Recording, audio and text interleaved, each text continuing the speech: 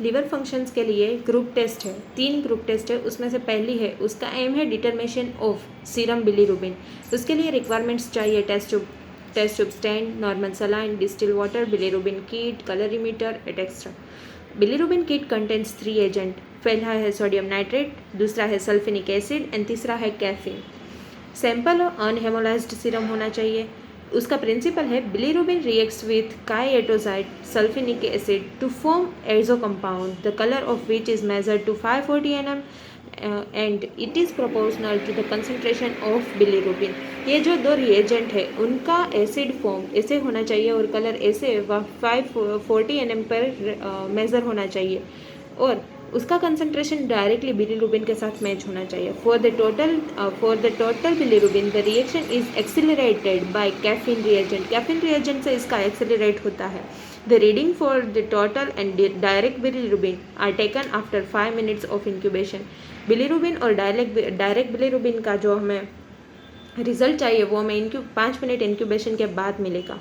उसकी normal range है total bilirubin की 1 mg और डायरेक्ट और इनडायरेक्ट की 0.5 mg। Preparation of working solution allow the reagent to attain the room temperature. The working solution should be prepared fresh according to need. हमें working solution को पहले से बना के नहीं रखना है, उसको हम जैसे हमारी अकॉर्डिंग हो गई हमारी नीड, जिसे जितना हमें चाहिए उतना ही हम बना सकते हैं। Mix equal volume of bilirubin reagent A and B. Bilirubin reagent A और बी दोनों को हमें इक्वल वॉल्यूम में करना है। Test procedure for the total bilirubin, working उसका रिएजेंट्स है working solution 1, 2 and 3 and last है सीरम। सैंपल हमें एक ब्लैंक लेना है और एक टेस्ट ट्यूब लेनी है। वर्किंग सॉल्यूशन 1 में हमें 100 माइक्रोलीटर टेस्ट सॉल्यूशन डालना है। सेकंड सॉल्यूशन 2 हमें टेस्ट में नहीं डालना, सिर्फ सैंपल में डालना है। सॉल्यूशन 3 हमें दोनों में 1000 माइक्रोलीटर डालना है और serum 50 microlitre. Mix and incubate for 5 minutes at room temperature and take OD at 540 nm। अब हमें उसको 5 मिनट के लिए रूम टेम्परेचर में रखना है और फिर उसकी OD लेनी है और reading must be taken after 10 minutes. So हमें रीडिंग 10 मिनट्स के बाद लेने हैं। उसकी कैलकुलेशन कैसे होगी? OD is equal to OD of test minus OD of blank. Total bilirubin होगा is equal to OD of test into factor, जो हमें फैक्टर दिया गया है 26.312 फॉर डायरेक्ट बिलीरुबिन। अब डायरेक्ट बिलीरुबिन को क्या करेंगे? उसके रिएजेंट भी सेम है, उसका सैंपल में हम जैसे इसमें भरा है वैसे ही सिर्फ ऐसे में भरेंगे, फिर उसको इंक्यूबेट करेंगे 3 मिनट्स के लिए रूम टेम्परेचर पर रखेंगे और उसकी OD 540 nm पर लेंगे। आगे उसकी कैलकुलेशन कंटिन्यू होगी जैसे पहले की थी। Direct bilirubin is equal to OD of test into factor, indirect bilirubin is equal to total bilirubin minus direct bilirubin. Bilirubin concentration is measured in microgram per distil water. Group test 2 आता है। Group test 2 क्या है? SGPT और ALT serum, glutamate pyruvate ट्रांसमिनेस और align ट्रांसमिनेस, ये उसका नाम है। क्लिनिकल सिग्निफिकेंस क्या है? SGPT is found in liver disease. SGPT हमें लीवर डिजीज़ में मिल जाता है। इट इज़ साइटोलिक एंजाइम, वो साइटोलिक एंजाइम है यानी कि वो सर्कुलेट होता है। It is concentration increase in hepatocellular disease, जो उसकी कंसंट्रेशन इंक्रीज होती है हिपेटोसेलुलर डिजीज़ में। It is normal in PR pre-cachic condition of jaundice and very high in hepatic and post।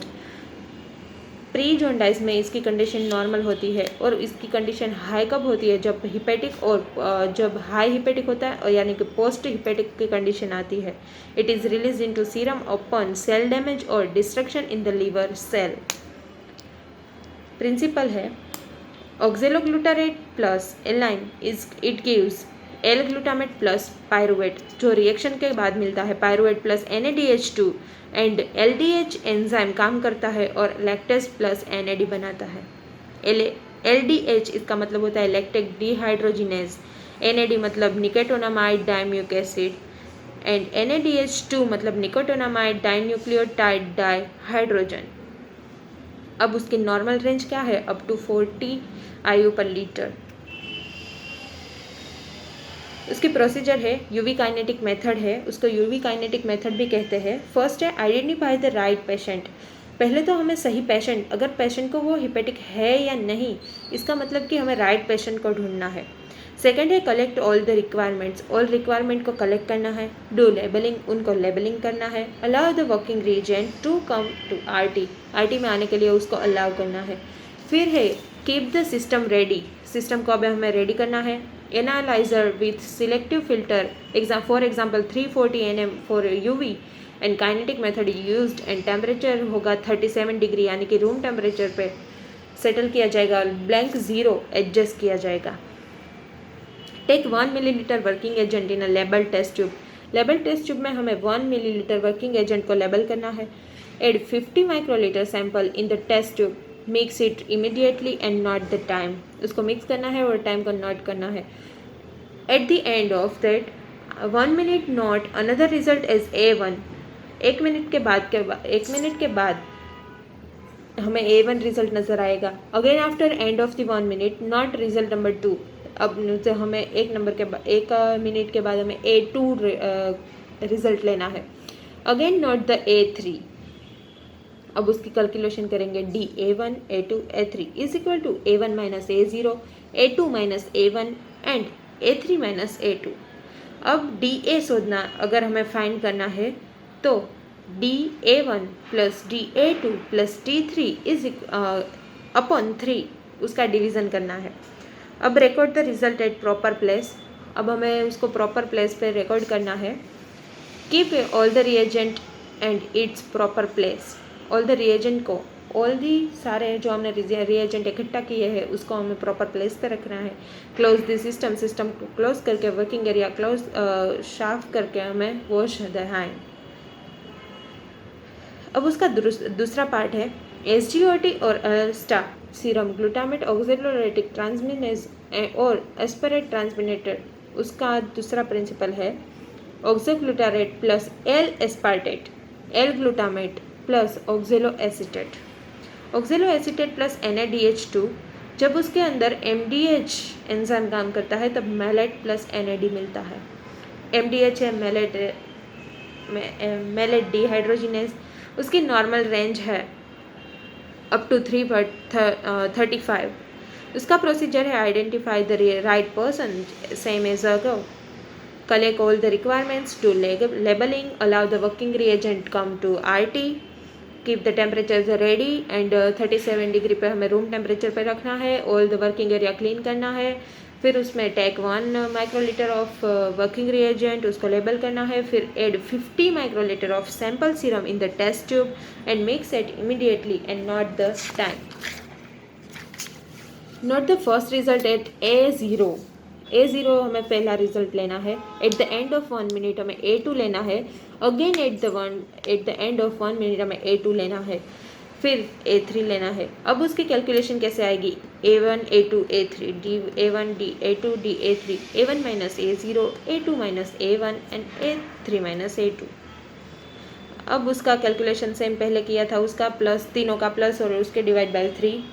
अब रिकॉर्ड करना है हमें उसका रिजल्ट, प्रॉपर प्लेस पे सॉल्यूशन रखने हैं, रिएजेंट्स रखने हैं, वर्किंग एरिया को क्लीन करना है और हैंड वॉश करना है।